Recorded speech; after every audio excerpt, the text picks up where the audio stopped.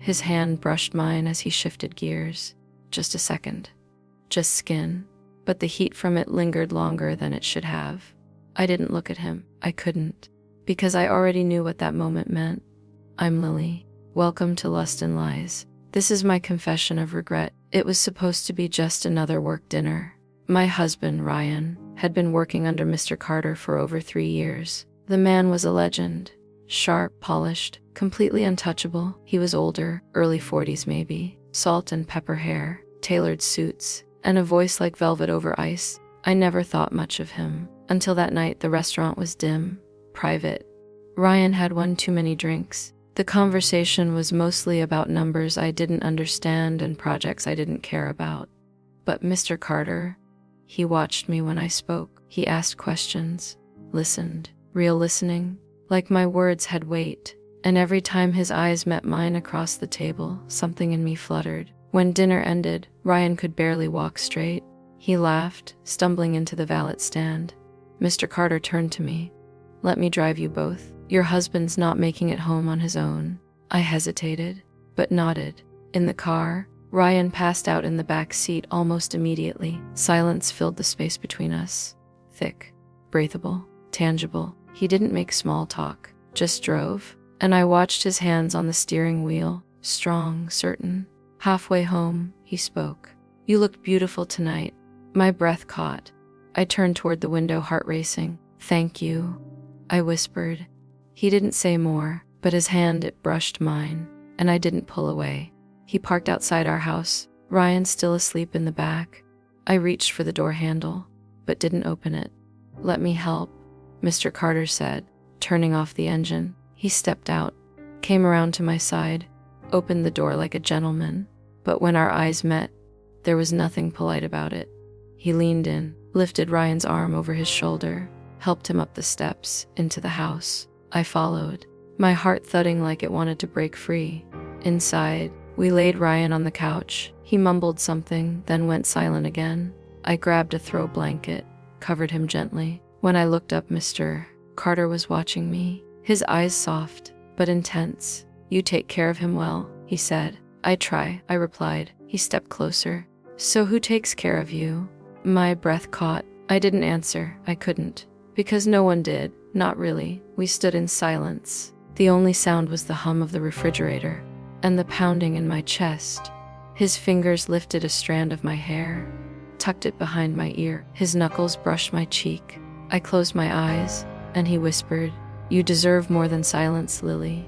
That broke me. My body leaned forward before my mind caught up. His hand rested on my waist. His lips hovered, not touching, just waiting. I could have stepped back, should have, but I didn't. Our lips met, soft, searching. A slow burning match pressed into gasoline. The kiss didn't last long, but it was enough to change everything. He stepped back first, ran a hand through his hair. I should go, he said. I nodded. Neither of us moved, not for a long time. The next morning, I told myself it didn't count. It was just a kiss, just a moment, just a weakness. But lies taste sweet when you say them enough times. 3 days later, he called.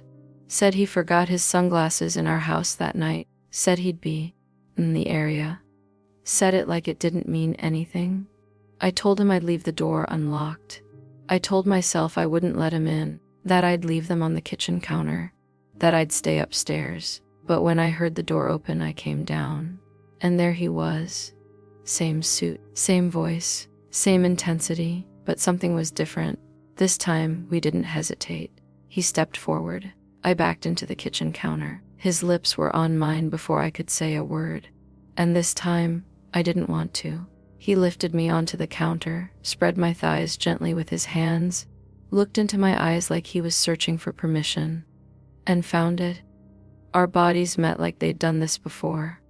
Like this wasn't the first time, like it wouldn't be the last. He moved slowly, deliberately, as if he wanted me to feel every second of it. And I did, God, I did. After, we stood in silence, both of us breathing hard, not from guilt, not yet, but from the weight of what we'd just done. He fixed his shirt, didn't look at me. I should go. I nodded, still sitting on the counter, legs shaking. He grabbed his sunglasses, paused at the door. "I meant what I said," he added. "You deserve more." Then he left, and the silence that followed was louder than anything I'd ever heard. I avoided him after that night. No texts, no calls, no more unlocked doors. But it didn't matter, because I still saw him in every quiet second of my day, in my coffee spoon, in the crease of my bedsheets, in the way I hesitated when Ryan kissed my forehead. Ryan started noticing that I flinched when he touched my waist, that I smiled too fast and laughed too soft, that I seemed distant. "You okay?" he asked one morning. I nodded. He didn't believe me. Neither did I. Mr. Carter didn't push. He stopped reaching out, didn't forget anything again, didn't show up uninvited. And somehow that made it worse, because I wanted him to, and hated myself for it. One afternoon, Ryan came home early, surprised me with lunch, roses, my favorite wine. We sat in the kitchen where it happened. He poured 2 glasses.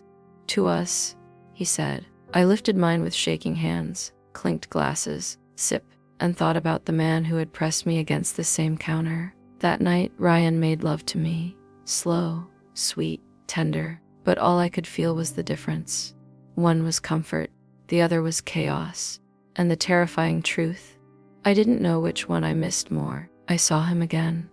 At Ryan's office party, 3 weeks later. He was across the room, charcoal suit, tie loosened, drink in hand. And when our eyes met, it was like nothing had changed. And everything had. He didn't approach me, didn't try, didn't smirk. He just gave me a small nod, one only I would catch, and I nodded back, barely. Later, in the hallway near the restrooms, I passed him, alone. His cologne hit me first, then the sound of his breath, then his voice. "You okay?" I didn't stop walking, didn't turn, just said, "I will be," and kept going. That night I curled into Ryan's chest. He kissed my hair, held me close, and I cried, quietly, silently, because I couldn't tell him. Not without destroying him. Not without destroying myself. I'm Lily. And this is what happened when a moment of silence became a scream I still carry. This was my true infidelity story.